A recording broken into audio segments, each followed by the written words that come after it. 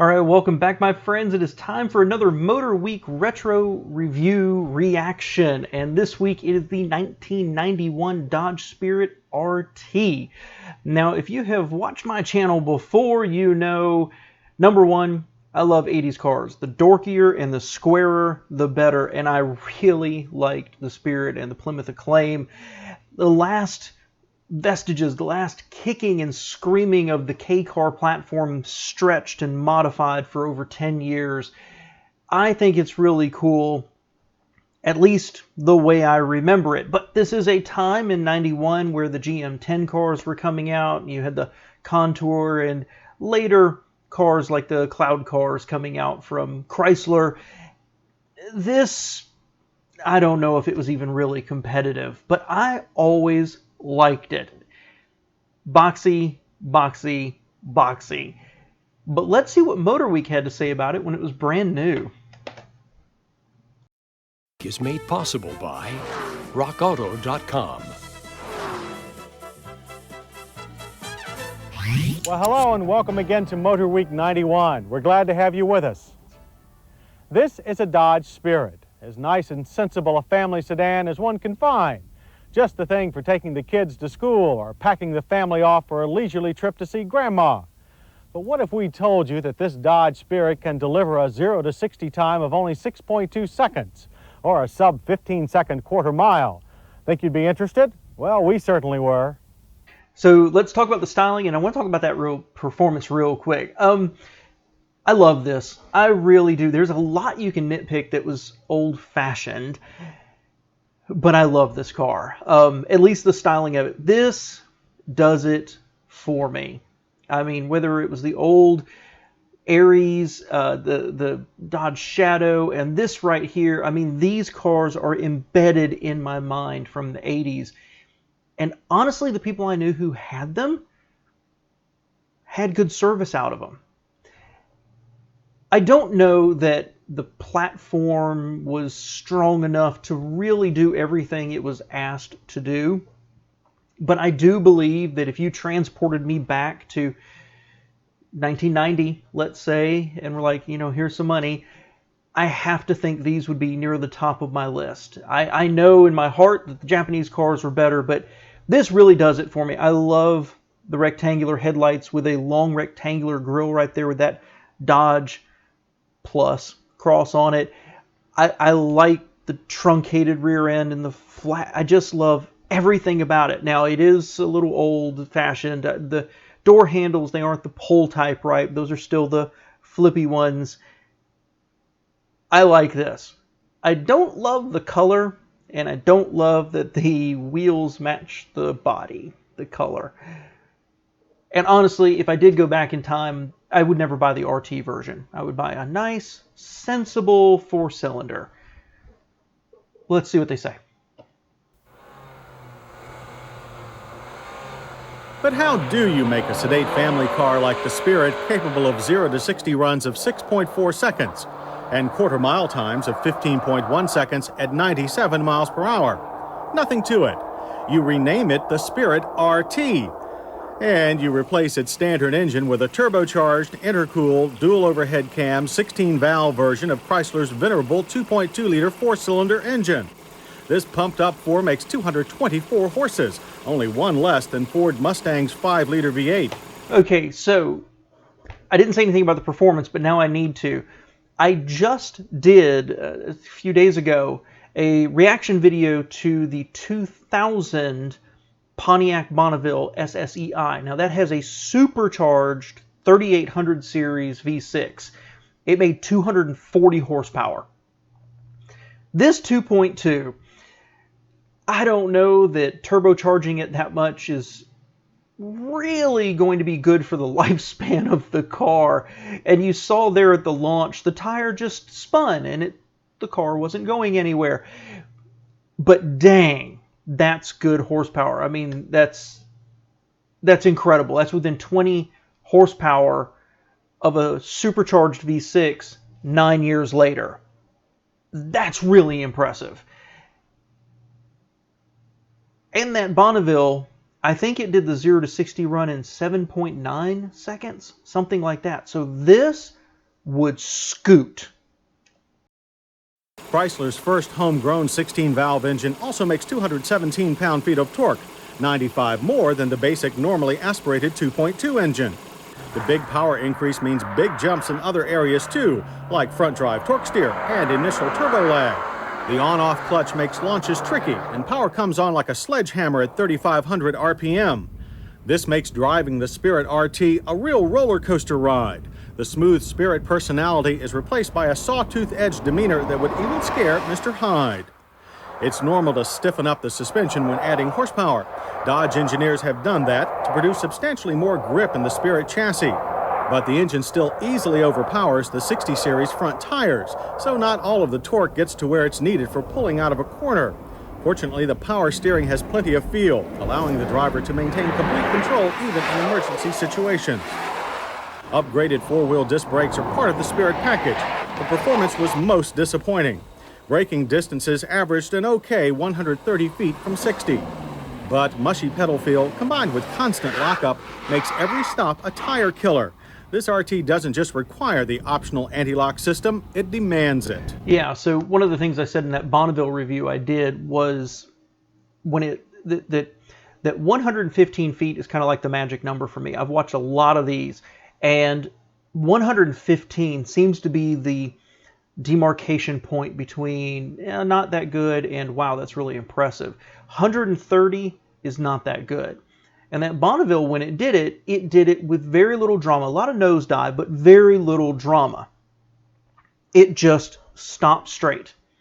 This tire lockup, rebounding, just what a mess. Yeah, this car was not built to be this performance. That's what it boils down to. Highway driving is much more pleasant. The Sprirt RT has a surprisingly comfortable ride and a good 68 decibel interior sound level. Twin engine balance shafts do a good job of keeping four-cylinder vibrations at a minimum. Gas mileage is acceptable for a high-performance car. We got 21 miles per gallon. The EPA's projected range is 19 city, 27 highway. I want to say that's bad, but this is a high-strung turbo engine for more performance, so I won't quite say that's bad. That, heck, from one point of view, that could be pretty good. The RT exterior gets the usual sporty treatment, with plenty of spoilers and minimal chrome, as well as 15-inch alloy wheels with body color accents. But it fails to sufficiently distinguish the RT from the similarly attired and slower Sprirt ES. And I'd like to say, I like cars with that almost vertical rear glass. I really do. It's got this little tiny spoiler there that, let's face it, it doesn't quite work, but at least it breaks up some of the right angles back there. And honestly, I can't explain why. I like the taillights. They're nothing special, but vaguely almost the same design language as what Honda Accord went for. I kind of dig it. Not a big fan of the body cladding, but at least it breaks up the door. Square windows and rectangle. Oh, just ooh. The RT's interior is also lifted almost directly from the ES.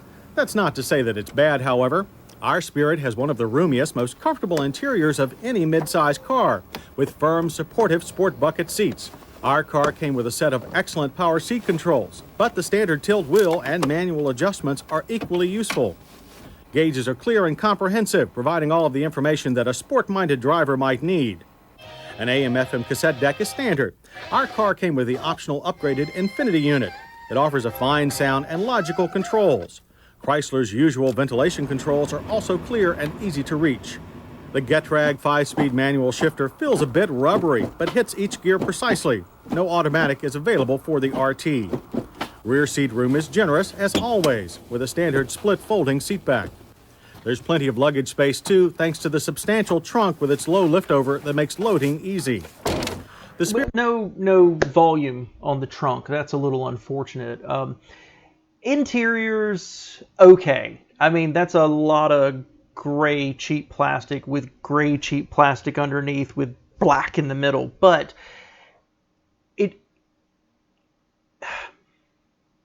I guess what I'm thinking here is it lacks any real style. A lot of right angles. But it looks like the ergonomics were pretty solid. I think some of those buttons looked a little small. The gauges were clear.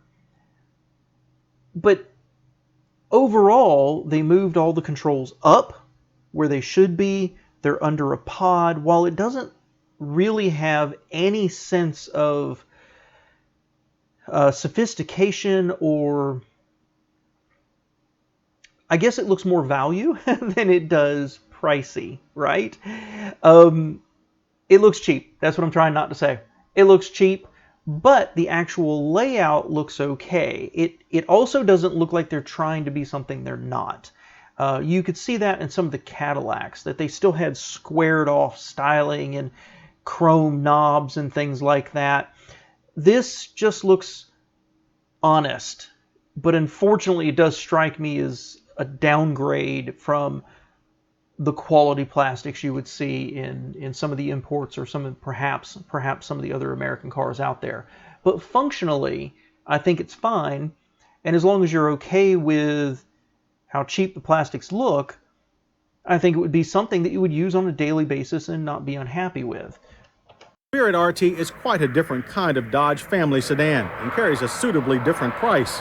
Base is $17,806, while our well-optioned test car comes to $19,629. That's less than you'll pay for a Ford Taurus SHO. Both cars have about the same level of room and comfort, but the Ford's naturally aspirated V6 offers smoother power delivery, and the well-sorted chassis has a more balanced feel. However, the Sprirt wins in straight-line acceleration. The Mitsubishi Galant VR4 is also more expensive than the Sprirt and not quite as quick, but it offers a more refined chassis, and both drive and steering work at all four wheels. We rate interior comfort about the same for both cars. You know, it's hard to believe that the Sprirt is in the same size category as the Taurus. I mean, the Taurus was really large, and the Sprirt, to me, and the Acclaim, always looked and felt like a Plymouth Sundance, you know, just kind of blown up a little bit. That's really surprising they're putting it in the same category. Now, let's finish. In our safety check, the Sprirt RT passes with a driver's side airbag, rear shoulder belt, and optional ABS. A passenger side airbag is not yet available. Hits for the Dodge Sprirt RT include its impressive acceleration, strong cornering grip, and excellent steering feel. It also benefits from the room, comfort, and efficient interior design of the entire Sprirt line. Misses include the substantial torque steer and turbo lag. We're also disappointed with the standard non-ABS brakes. So, while the Dodge Sprirt RT can produce some impressive numbers, its development doesn't feel quite finished. It lacks the refinement of its competitors, but does hold the advantage of being more competitively priced. And because of the sound design of the basic Sprirt, it can easily double as a weekday family runabout. For the adventurous but practical driver, the Dodge Sprirt RT is an intriguing option. So, interesting, and honestly that went almost exactly as I expected it to. A powerful engine, lots of gumption, no real chassis refinement. I mean, the K-Car was not a paragon of rigidity to begin with. A cheap interior, that's how I remember it, but functional. And honestly, I thought that was a pretty favorable review. It would be interesting to see that with the base engine. Much more boring, but that's how I would buy it. Give me the base 2.2, put an automatic in it, and let me just tootle around every single day, picking up groceries and going to work. I like that. In terms of what they compared it to, the Taurus surprised me because I really see that as a bigger car, and understandably, I don't like it. I've never really liked the Taurus, but I understand why it was popular. It just did everything well. The Mitsubishi was an interesting choice. Looking back on them, I really like the Galant. But I thought they would have picked maybe the Maxima as a better comparison, because the Maximo was sometimes compared to the Taurus SHO. Little odd to me they picked that Mitsubishi, but I liked it in a right then. It's 1991, I have a job, maybe I've got a small family, and I need to buy a reasonably priced mid-size car. I think this Dodge would be right there. I love the styling of it, and you know, again, base engine and an automatic, and I think I'd be totally fine with it. At the time, in the 90s, I was against Japanese cars, so I don't know that the Accord or the Camry would have hit my list. If they had, and I had my current sensibilities, I think I certainly would have gotten an Accord. But this car really does appeal to me. I can't overstate that enough. Now, in a... somebody's like, I want you to go buy a car and do a, you know, I don't know, a YouTube video with it, right? And it was between that Taurus SHO, this, or that Mitsubishi. Ooh, I know it wouldn't be the Taurus. Respect it, respect the power, respect its place in history, and I just don't want to drive one. I think the Mitsubishi would probably be my top. It's still got that squared off kind of boring-ish styling, but I think it was technologically much more interesting. So basically what I expected, it performed well. And that's the nice thing about that K-Car platform, is they stretched it and pulled it and modified it and upgraded it, and it managed to just do okay year after year after year, and still created cars that were relatively competitive right up until they were finally replaced. So if you have any memories about this, whether it's the base one or whether it's an RT version, I'd love to hear it, because these are pretty cool, guys. Thanks for being here.